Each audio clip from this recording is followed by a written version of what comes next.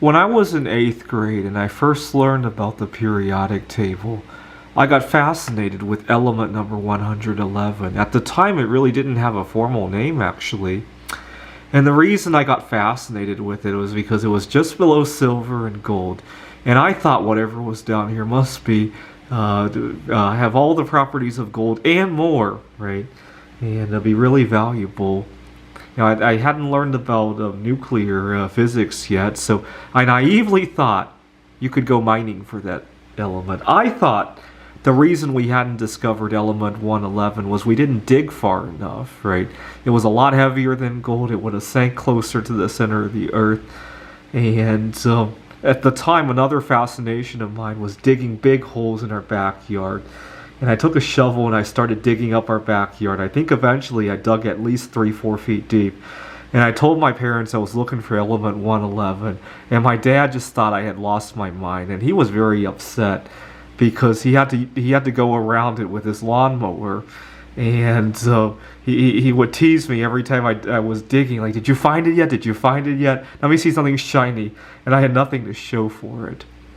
And a few years later, we finally discover element 111. Not in the Earth, in a nuclear reactor, obviously. But now that I'm all grown up, I'm waiting for this element, 115, which is right below bismuth on the periodic table.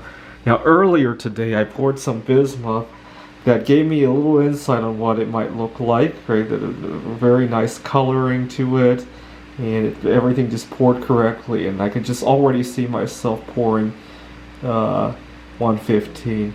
Now the first thing I'm going to pour when I get a hold of some 115 is a mold of St. Basil Cathedral, because it's named Moscovium, right?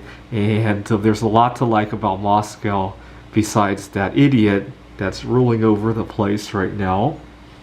And I can kind of see what element 115 might do. Because it's so radioactive, it will oxidize itself, right? I can just see a solid piece of 115 just changing rainbow colors, like even as a solid, right? Over and over, turning itself over and over again, changing colors.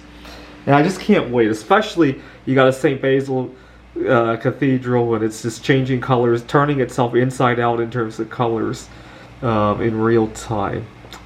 I can't wait.